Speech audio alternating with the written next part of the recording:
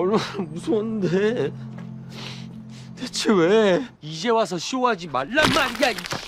가만 있어. 이러지 마십시오. 이건 나쁜 행동입니다. 이러면 안 됩니다.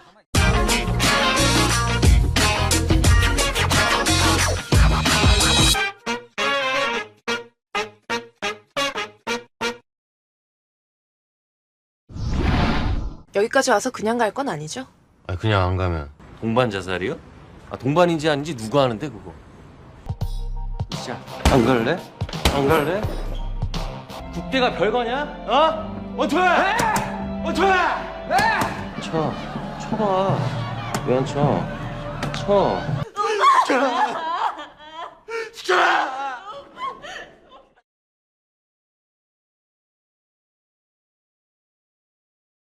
Kali ini kita akan merangkum Move to Heaven part 4 guys. Agar kamu tidak kebingungan, Mimin akan ceritakan sedikit cuplikan pada part 1, 2, dan 3 ya guys ya. Seorang anak pengidap sindrom Asperger bernama Guru menjalankan bisnis membersihkan rumah peninggalan orang yang telah tiada bersama ayahnya. Meski bisnis ini berjalan dengan baik, namun Guru harus menelan kenyataan pahit karena sang ayah yang tiba-tiba meninggal dunia. Berdasarkan wasiat, kini Guru harus tinggal bersama pamannya yang merupakan mantan narapidana bernama Sangku, seorang pemuda yang penuh misteri. Awalnya hubungan Sangku dan Guru tak berjalan baik. Namun karena sering bersama, kini benteng di antara mereka mulai mencair. Guru dan Sangku kini menjalankan bisnis Move to Heaven bersama-sama. Di luar sisi, Sangku yang galak, ternyata ia menyimpan penyesalan terdalam di hidupnya. Ia tak sengaja memukul sahabatnya hingga koma di rumah sakit. Sahabatnya itu bernama Sucol. Setelah sekian lama larut dalam penyesalan, akhirnya Sangku pun bisa berdamai dan merelakan sang sahabat yang kini telah meninggal dunia. Untuk kelengkapan isi ceritanya, teman-teman bisa tonton di part 1, 2, dan 3 ya guys. By the way, di part 4 ini kita akan mengupas tuntas tentang riwayat hidup Guru dan bagaimana ia bisa merelakan kepergian ayahnya. Air mata kamu akan jatuh bercucuran jika kamu tahu luka pahit di hidup Guru. Betapa tegarnya dia dan betapa hebatnya sang ayah. Siapkan tisu dan matikan lampu. Inilah ending cerita Move to Heaven part 4 guys. Usai Sangku mengikhlaskan kepergian Sucol, Madam Jung pun menelpon. Ia menagih janji Sangku kala itu. Sangku malah menolak dan berjanji akan melunasi hutangnya. Ia tak ingin kembali ke dunia pertinjuan. Tentu saja, Madam Jung pun kesal karena hal itu. Di sisi lain, Guru khawatir karena pamannya tak kunjung kembali. Sangku memberi pesan kepada Guru bahwa ia ingin pergi dan jangan mencarinya. Namun mengatakan bahwa polisi tak akan mencari orang dewasa yang kabur dari rumah. Meski begitu, Guru tetap ingin mencarinya. Bagi Guru, Sangku adalah keluarganya. Namun hanya bisa terdiam ketika itu. Kini misi pencarian paman Sangku pun dimulai. Guru kemudian menempelkan poster orang hilang agar Sangku bisa ditemukan. Di sisi lain, kita melihat Sangku yang kini menjadi buruh bangunan untuk membayar hutangnya. Rasa rindu terhadap Guru juga dapat sesekali kita lihat di wajah Sangku. Saat Guru terus menempelkan poster, seketika antek-antek Madam Jung menariknya masuk ke dalam mobil. Madam Jung kemudian mengirim foto Guru kepada Sangku. Yap, Guru telah dijadikan tawanan agar Sangku mau membayar janjinya. By the way guys, di sini Mimin akan ingatin kamu tentang janji Sangku kepada Madam Jung. Yap, karena Sangku butuh uang untuk Sucol, Sangku pun meminjam uang pada Madam Jung. Madam Jung mau memberikan uang dengan syarat bahwa Sangku harus bersedia tanding tinju dalam waktu dekat ini. Sertifikat rumah Guru juga menjadi jaminannya. Karena Sucol telah meninggoy, maka uang yang dipinjam Sangku pun menjadi sia-sia. Ia akan membayar hutangnya pada Madam Jung, namun tidak dengan cara bertinju. Karena itu Madam Jung jadi kesal dan menjadikan Guru sebagai tawanannya. Oke ya, kita lanjut. Melihat pesan yang dikirim Madam Jung, Sangku pun bergegas menemuinya. Ia setuju untuk bertarung asalkan Madam Jung melepaskan Guru. Sangku juga meminta sertifikat rumah Guru segera dikembalikan. Karena telah sepakat, Guru pun dibebaskan dan sertifikat rumah akan Madam Jung kembalikan saat acara dimulai. 괜찮아? 괜찮습니다. 그래야. 좋아. 대신 저번에 줬던 문서랑 각서. Saat mereka kembali ke rumah, Namu sangat marah kepada Sangku. Ia memberitahu Sangku bahwa guru sangat khawatir padanya. Bagi guru, Sangku adalah satu-satunya keluarga yang tersisa. Mendengar itu, hati Sangku sedikit tersentuh. Ia sadar bahwa guru mulai membuka diri padanya. Di sisi lain, ia takut hubungannya dengan guru semakin dekat. Sangku ini ternyata berniat pergi setelah pertandingan yang akan datang ini. Ia takut guru membuka hati padanya dan itu bisa membuatnya tak tega untuk pergi. Di dalam rumah, guru memberitahu bahwa dia telah menyirami tanaman Sangku saat dia pergi. Dia merasa senang karena Sangku telah kembali. 삼촌이 안 계셔서 구루가 물 줬습니다. 삼촌이 집에 와서 다행입니다. Agar guru membencinya, Sangku mengatakan kepadanya ini bukan rumahnya, ia juga bukan keluarganya. Dan jika dia pergi lagi, dia tidak ingin guru mencarinya. 다신 찾지 마. Tak hanya itu sobat, Sangku juga mengatakan bahwa ia tak akan menyelamatkan guru lagi jika guru dalam masalah. Mendengar itu, guru pun terdiam. Hari ini adalah tanggal 29 Juni. Setiap tahun di tanggal yang sama, guru akan melakukan perjalanan dengan ayahnya. Karena sang ayah telah tiada, guru pun melakukan tradisi ini seorang diri. Namu meminta untuk ikut namun dilarang oleh guru. Hanya ia dan ayahnya saja yang boleh melakukan tradisi ini. 그럼 삼촌이라도 데려가. 안 됩니다. 구루 혼자 가야 합니다. Namu kemudian memberitahu Sangku bahwa dia harus mengikuti guru untuk memastikan guru baik-baik saja. Karena tak bisa mengelak, Sangku pun terpaksa memata-matainya. Guru ternyata pergi ke taman bermain. Ia hanya melihat-lihat wahana kemudian memberi label pada list yang dipegangnya. Sangku yang melihat itu dari kejauhan jadi kebingungan. Mengapa guru hanya melihat namun tak menaikinya? 설마 여기 있는 걸 다 돌려는 작정이야? 구경만 해. Saat ke toilet, guru malah diganggu oleh bocah-bocah SMP. Sangku kemudian menghidupkan sirine polisi dari ponselnya untuk menakuti para pengganggu. 이러지 마세요. 경찰이다! Saat mereka kabur, Sangku pun melabrak dan menjatuhkan mereka. Tak hanya itu, Sangku bahkan menghukum mereka agar tak mengganggu lagi. Karena iba kepada guru yang tak menaiki wahana, Sangku pun akhirnya memberanikan diri menghampiri guru. Ia berakting seolah-olah mereka tak sengaja bertemu. 구경만 해. 삼촌. 삼촌 여기 왜 계십니까? 어떻게 오셨습니까? Sangku lalu memaksa guru untuk pergi ke salah satu wahana dan menaikinya. Saat menaiki pesawat putar, guru yang penakut pun hanya memejamkan mata. Sangku dengan lembut meminta guru untuk membuka matanya. Saat membuka mata itu, guru yang sebelumnya takut menjadi kagum. Ini adalah pengalaman baru sekaligus menyenangkan bagi guru. Karena rasa takutnya telah hilang, guru dan Sangku pun terbawa suasana dan terus menaiki wahana lainnya. Kebahagiaan benar-benar terpancar dari tawa mereka. Saat guru menaiki komedi putar, Sangku melihatnya dan membayangkan sang kakak ada di samping guru. Setelah puas bermain, guru pun mengajak Sangku untuk pisah di sini. Ia tak bisa pulang karena ada beberapa tradisi yang harus dilakukannya. Ketika Sangku ingin ikut, guru malah melarangnya. Yap guys, lagi-lagi guru bicara soal tradisi. Hanya dia dan ayahnya saja yang boleh melakukan tradisi ini. Meski telah berpisah jalan, namun Sangku tetap membuntutinya. Ia heran melihat guru masuk ke warung ayam Meksiko. Sangku juga kesal karena guru melarangnya ikut. Padahal ia juga merasa lapar saat ini. Setelah beberapa saat di warung ayam Meksiko, guru pun keluar dan masuk ke toko pizza. Sangku makin heran kala itu. Mengapa guru begitu rakus? Ia baru saja makan ayam Meksiko, namun kini malah masuk toko pizza. Tak hanya itu guys, guru bahkan masuk ke restoran Tiongkok. Sangku hanya bisa geleng-geleng kepala. 혹식증이야? 뭐야? 밥 먹은 지 얼마나 됐다고 또 피자를 먹어? 씨, 배고파. Guru terus melanjutkan perjalanannya. Ia kemudian pergi ke sebuah stasiun tua. Sangku yang melihat stasiun itu pun jadi nostalgia. Yap, scene flashback ditampilkan. Di tempat yang sama di tahun 1994, kala itu Sangku kecil sedang berulang tahun. Ia meminta kakaknya untuk mengucapkan selamat ulang tahun kepadanya. Sebagai hadiah, Sangku kecil pun ingin ke taman bermain dan memakan makanan enak setiap ia berulang tahun. Sang kakak hanya bisa tersenyum dan akan berusaha mewujudkannya. Beberapa hari kemudian, ayahnya memarahi Sangku. Sang kakak mencoba menolongnya, namun ia malah diusir. Sang kakak berjanji akan menjemput Sangku suatu hari nanti.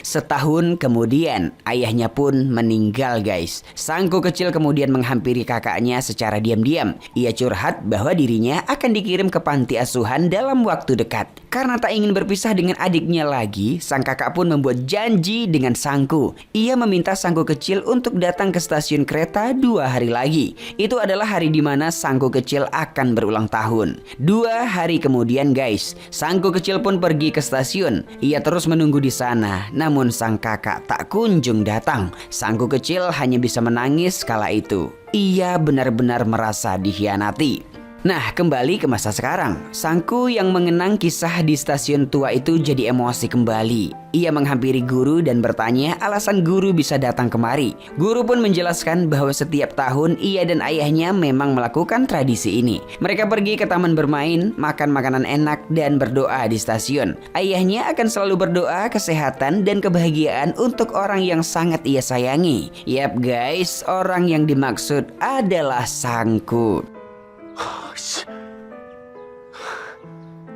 Sangku jadi kesal kala itu. Bisa-bisanya orang yang mengkhianatinya malah merayakan ulang tahunnya setiap tahun. Bagi Sangku, sang kakak hanya pura-pura peduli. Sangku kemudian memberitahu guru bahwa ayahnya telah meninggalkannya di masa lalu. Ia sangat ketakutan malam itu. Meski begitu, ia tetap menunggu sang kakak selama 3 hari berturut-turut. Sangku selalu bertanya-tanya, mengapa sang kakak tak kunjung menjemputnya? Karena hal itulah kini Sangku membenci kakaknya itu.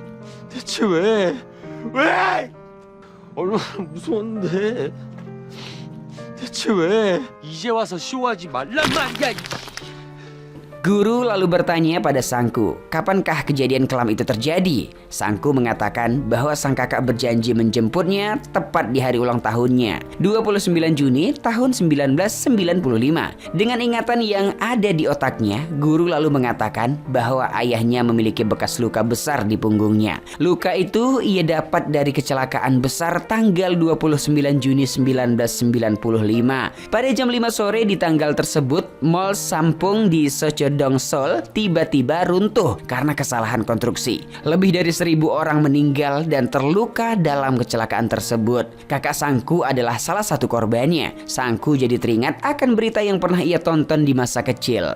Ia hanya bisa terdiam saat ini. 촬영한 8mm 비디오 테이프가 공개됐습니다. 백화점을 탈출하던 사람들. 실종 6명, 부상 937명이었다. 서울 서초동 소재 삼풍 백화점이 부실 공사 등의 원인으로 갑자기 Saat pulang ke rumah, guru pun menaruh sebuah bingkisan ke lemari gudang. Itu juga bagian dari tradisi. Karena penasaran, Sangku pun diam-diam membuka lemari tersebut. Ia langsung terkejut melihat isi dari lemari itu. Di lemari itu guys, terdapat banyak sepatu Nike berbagai ukuran. Scene flashback ke masa lalu. Ternyata Sangku kecil juga meminta hadiah sepatu Nike di hari ulang tahunnya. Karena ingin mewujudkan impian sang adik, sang kakak pun pergi ke Mall Sampung untuk membeli sepatu. Saat ke mall itulah kecelakaan terjadi dan membuat sang kakak tak bisa menjemput Sangku kecil di stasiun.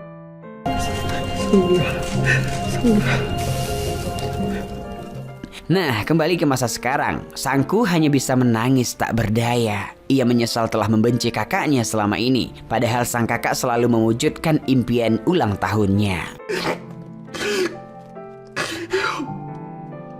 Saat melihat isi lemari itu, Sangku tak sengaja melihat sebuah berkas adopsi. Yap sobat, kini terkuak fakta bahwa guru bukanlah anak kandung sang kakak. Lalu anak siapakah guru sebenarnya? Mari kita lanjut ceritanya. Saat ini Sangku hanya pura-pura tak tahu bahwa guru adalah anak adopsi. Ia tak ingin fakta ini membuat guru jadi terluka. Sangku berniat untuk menutupi fakta ini selamanya. Malam harinya, secara diam-diam Sangku menelpon Madam Jung untuk meminta sertifikat rumah guru. Ia tak akan bertanding jika sertifikat itu belum diserahkan padanya. Ia takut akan terbaring koma usai bertanding seperti yang pernah terjadi pada Suchon. Jika hal itu terjadi, maka ia tak akan sempat mengembalikan sertifikat itu untuk guru. Untuk itulah ia meminta sertifikat rumah diberikan padanya di detik-detik sebelum bertanding. Madam Jung pun menyetujui hal itu. Esok harinya, Sangku pun memasakkan sarapan untuk guru. Di sini, guru sedikit heran karena hal ini tak pernah terjadi. Ditambah lagi, kegiatan ini sama persis dengan saat-saat sang ayah akan meninggoy. Guru jadi takut bahwa Sangku akan meninggal hari ini. Meski begitu, Sangku berusaha menyimpan rasa takutnya itu. 일어났냐? 앉아. 아침 줄게. 그럼 잘 먹겠습니다. Saat Sangku hendak pergi, ia pun menitipkan guru pada Namu. Ia yakin bahwa Namu adalah orang terbaik yang bisa mengurus guru. Namu jadi heran dengan kata-kata Sangku. Kata-kata yang diucapkan Sangku serasa kata perpisahan bagi Namu. Saat Sangku telah pergi, Namu masuk ke rumah dan bicara dengan guru. Guru juga mengatakan bahwa ada hal aneh pada Sangku. Tak biasanya ia membuatkan sarapan seperti ini. Guru lalu mempraktekkan gaya bicara Sangku di telepon. Aku tak akan bertanding jika sertifikat itu belum diserahkan. Yap guys, ternyata guru mendengar semua percakapan Sangku di telepon malam tadi. Karena hal itu, guru dan Namu jadi tahu bahwa Sangku akan bertanding malam ini. Saat membereskan rumah, Namu tak sengaja melihat catatan medis di tenda Sangku. Di situ tertulis tentang riwayat penyakit sindrom ensefalopati traumatik kronis. Sebenarnya itu adalah catatan medis milik Suchon. Karena panik, Namu dan guru malah mengira bahwa Sangkulah yang mengidap sindrom ini. Akan sangat bahaya jika Sangku bertanding tinju lagi. Karena hal itu jugalah, Namu dan guru bergegas untuk menghentikan pertandingan Sangku. 삼촌 죽으면 안 됩니다. 죽을지도 몰라. 그거 알면서도 거기 나간 거라니까? 진짜입니까? Di area tinju, Sangku meminta sertifikat rumah guru pada Madam Jung. Madam Jung menunaikan janjinya dan memberikan sertifikat itu. Sangku pun masuk ke ring untuk bertanding.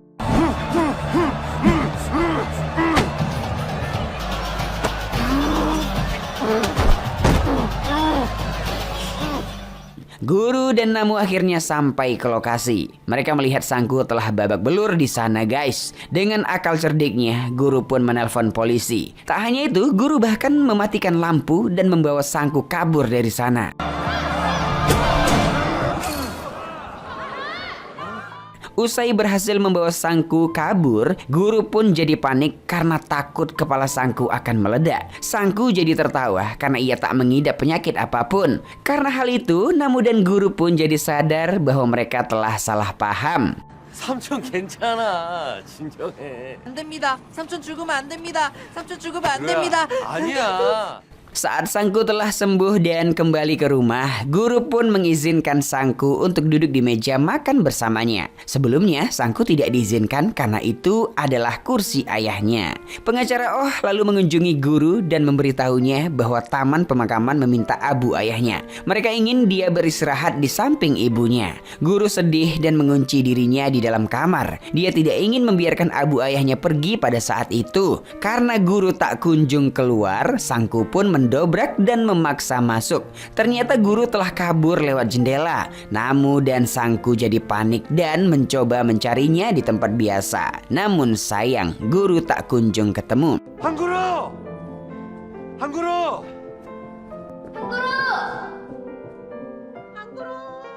Saat mencari petunjuk, Sangku tak sengaja melihat foto ayahnya guru. Yap guys, ternyata ayahnya guru pernah bekerja sebagai pemadam kebakaran di Busan. Sangku lalu pergi ke Busan untuk mencari petunjuk. Saat sampai di sana, Sangku bertemu dengan orang yang mengenal ayahnya guru. Ia pun lalu bercerita tentang masa lalu mereka. Yap, scene flashback ditampilkan. Saat itu adalah hari pertama salju turun. Telepon darurat pun datang dan mengatakan bahwa ada kucing yang terjebak di basement.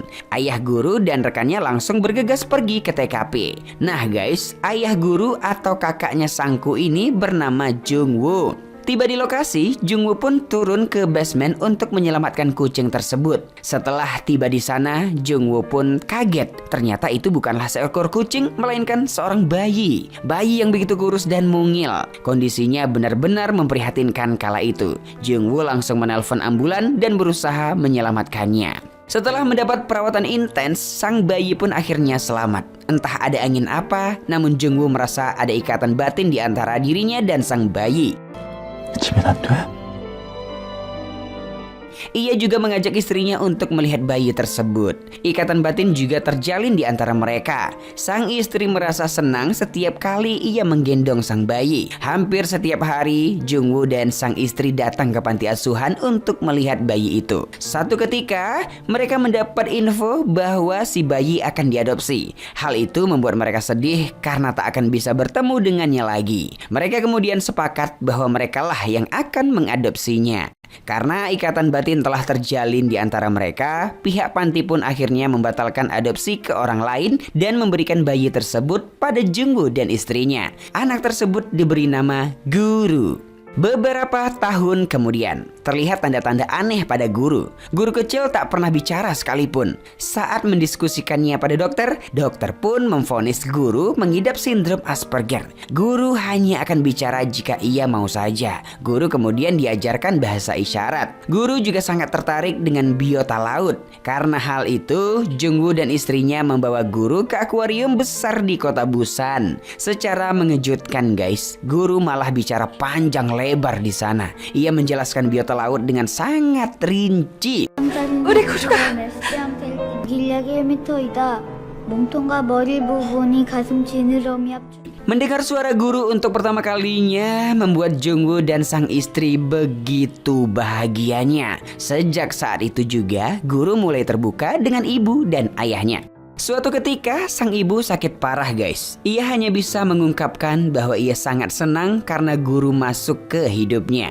Tak lama kemudian sang ibu pun meninggal dunia. Kini hanya akuarium Busanlah tempat Guru bisa mengenang kedua orang tuanya. Kembali ke masa sekarang guys. Sangku pun jadi sadar bahwa Guru bisa saja pergi ke akuarium itu. Ia kemudian berlari ke sana. Benar saja guys, Guru benar-benar ada di sana. Ia membayangkan sang ibu dan ayahnya ada di sana, saling menggenggam dan melihat ikan bersama-sama. Saat bayangan ibu dan ayahnya akan memudar, sindrom Guru pun jadi kumat. Ia meracau dan takut kehilangan mereka. Sangku datang dan mencoba menenangkannya. Guru mengatakan bahwa ayahnya tak lagi mengatakan kerja bagus untuknya. Ia benar-benar merindukan momen itu. Dengan tenang, Sangku mengatakan bahwa seorang almarhum pasti memberikan pesan untuk orang yang ditinggalkannya. 아빠 사라졌습니다. 아빠 이제 볼 수 없습니다. Guru jadi ingat bahwa ia belum pernah membersihkan kamar peninggalan ayahnya. Mungkin saja di sana ada pesan untuknya. Guru pulang ke rumah dan berdoa di kamar ayahnya. Ia harus rela melepas kepergian sang ayah. Guru kemudian merapikan barang-barang milik sang ayah. Ia menyortir barang-barang tak guna dan barang-barang yang penting bagi sang ayah. Ia terus mengenang setiap momen kebersamaan mereka. Saat mengemas barang itu, tak sengaja Guru melihat HP sang ayah. Ia kemudian membuka dan melihat foto-foto kenangan yang ada di sana. Di HP tersebut ternyata ada sebuah video misterius. Yap guys, tahu nggak kalian? Itu adalah video yang ayah Guru rekam semasa hidup. Video yang berisi tentang kesan dan pesan untuk Guru. Di akhir video, sang ayah meminta Guru untuk mengucapkan kerja bagus untuk dirinya sendiri di depan cermin. Sang ayah berharap hal itu bisa menggantikan dirinya untuk Guru. Kini, Guru bisa mengucapkan kerja bagus untuk dirinya sendiri. Melihat video itu, Guru pun kini lega. Ia lega karena sang ayah merekam kata-kata perpisahan untuk dirinya. 세상에서 가장 멋진 건 누구? 한정우 아들 한그루. 참 잘했다 우리 아들. 참 잘했어요. Hal yang mengganjal dalam dirinya telah hilang. Ia kemudian memakamkan abu sang ayah tepat di samping abu milik ibunya. 사라지지 않는다. 그렇지.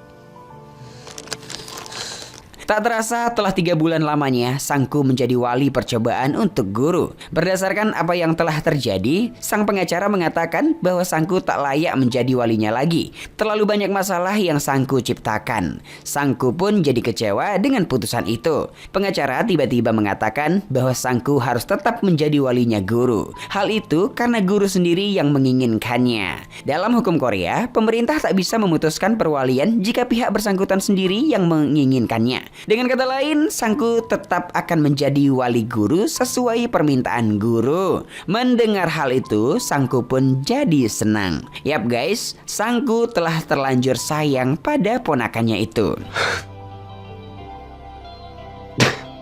Keesokan harinya, seorang wanita cantik bernama Cha Eun Byul datang menemui guru. Ia memesan jasa Move to Heaven untuk 3 hari lagi. Anehnya sobat, Eun Byul datang dengan ditemani kupu-kupu putih yang cantik. Tak hanya itu guys, ternyata Eun Byul memesan untuk kematiannya sendiri. Guru terpesona dengan kecantikan Eun Byul. Guru seakan-akan telah menemukan cinta pertamanya. Senyuman Eun Byul pun menjadi penutup drama ini guys. Yap, scene ini masih menjadi misteri. Apakah akan ada sequel lanjutan pada drama ini? Entahlah ya, aku nggak tahu. Oke guys, dengan begitu drama Move to Heaven pun tamat.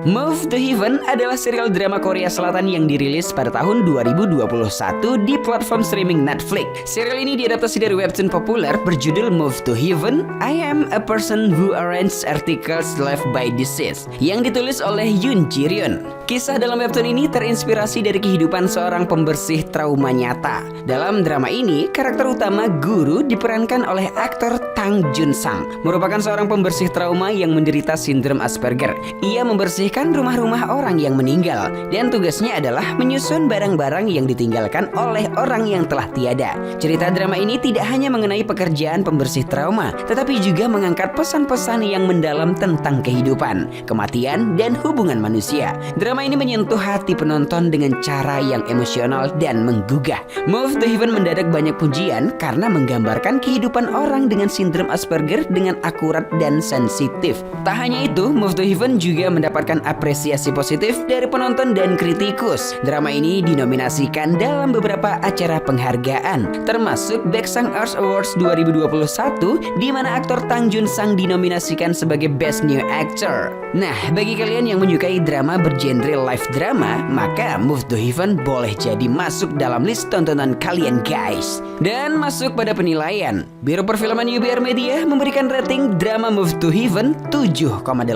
Like dan share ke teman-teman tersayangmu agar mereka juga ikutan nonton drama keren ini. Dan jangan lupa subscribe channel UBR Entertainment. Terima kasih banyak dan bye-bye.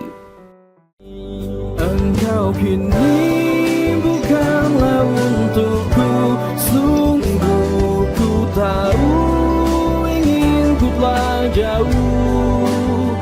Cukup sudah kau lupakanlah masa-masa itu, saat dulu aku di hatimu.